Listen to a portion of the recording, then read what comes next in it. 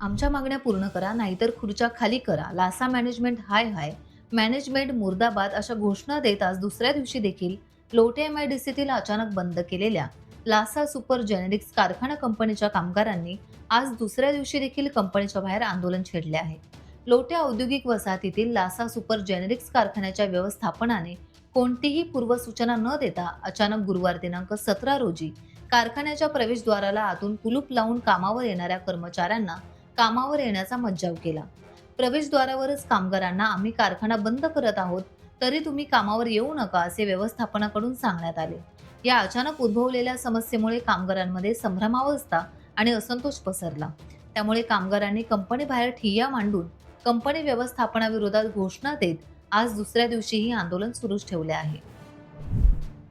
आई दोडामार्ग बांदा मार्गावर गोवा येथे एका ट्रकमधील भुस्सा वज्रे तळेखोल तिठ्यावर उतारू वळणावर तसेच सासोली कळणे आडाळी कोसमवाडी घाटीत रस्त्यावर पडत गेला. त्यात पडत असलेल्या पावसामुळे तो ओला होऊन संपूर्ण रस्त्यावर पसरल्यामुळे अनेक दुचाकी वाहनधारकांची घसरगुंडी होऊन वाहनांचे नुकसान झाले, तर चारचाकी वाहनांना देखील त्याचा फटका बसला. बांधकाम विभागाला कळवून देखील वेळीच रस्ता साफसफाई केली नाही, यामुळे आता संताप व्यक्त केला जातोय. अशा प्रकारे रस्त्यावर भुस्सा टाकणाऱ्या त्या ट्रक चालकांवर कारवाई करावी अशी मागणी आता करण्यात येते. ओला, उबर आणि रॅपिडोशी संबंधित हजारो चालकांनी बेमुदत संप सुरू केलाय. या चालकांनी 15 जुलै रोजी आपली सेवा बंद केली होती. या निषेध आंदोलनाचा मुख्य उद्देश योग्य वेतन आणि चांगल्या सुविधांची हमी सुनिश्चित करणे हा आहे. विमानतळ परिसर, वांद्रे कुर्ला कॉम्प्लेक्स, अंधेरी आणि दक्षिण मुंबईसह प्रमुख भागांमध्ये चालकांचे हे आंदोलन सुरू आहे.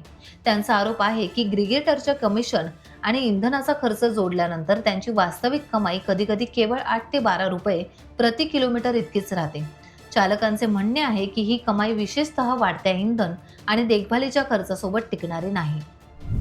जमिनीच्या कागदपत्रावर वारस तपास करून नोंद घालण्यासाठी 4,000 रुपयांची रक्कम स्वीकारणाऱ्या मसुरे येथील तलाठी निलेश किसन दुधाळ वय वर्ष 26 याला आज लाचलुचपत प्रतिबंधक विरोधी पथकाने रंगेहात पकडल्यावर त्याच्यावर भ्रष्टाचार प्रतिबंध अधिनियम अंतर्गत गुन्हा नोंदवून अटक करण्यात आली आहे. गुहागर तालुक्यातील अतिशय दुर्गम आणि डोंगराळ भागातील पाचेरी सडा पारेवाडी येथील गरीब कुटुंबातील राजेश शंकर डिंगणकर यांच्या राहत्या घरावर मुसळधार पावसामुळे आणि वादळी वाऱ्यामुळे पायरीचे भले मोठे झाड कोसळले असून घराचं फार मोठं नुकसान झालंय. दैव बलवत्तर म्हणून जीवितहानी टळली असली तरी राजेश शंकर डिंगणकर या गरीब कुटुंबातील व्यक्तीला सध्या आर्थिक संकटाला सामोरं जावं लागत आहे. त्यांच्या घराचा तात्काळ पंचनामा ग्रामसेवक विश्वनाथ पावरा, तलाठी AB बरकडे, पोलीस पाटील शंकर डिंगणकर यांनी केला आहे. कोकण विभागात हजारो धनगर समाजाच्या वाड्या वस्त्या दुर्गम भागात वसलेल्या असून या वाड्यांची लोकसंख्या 50 पेक्षा कमी असल्याने या वाड्यांना तांडा वस्ती सुधार योजनेचा लाभ मिळत नाही. वसंतराव नाईक तांडा वस्ती सुधार योजना ही शासनाच्या सन 2011च्या जनगणनेनुसार राबवली जाते. ज्या वाड्याची लोकसंख्या सन 2011 मध्ये होती तीच लोकसंख्या तांडा वस्ती सुधार योजनेच्या पंचवार्षिक आराखड्यात समाविष्ट केली आहे.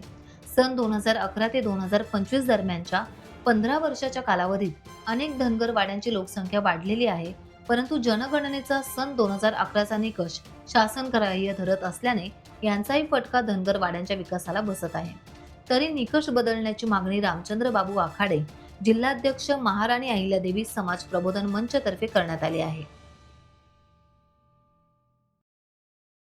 टाइम्स डिजिटलला लाईक करा, सबस्क्राईब करा, शेअर करा आणि बेल आयकॉन दाबायला विसरू नका. पाहत रहा टाइम्स डिजिटल.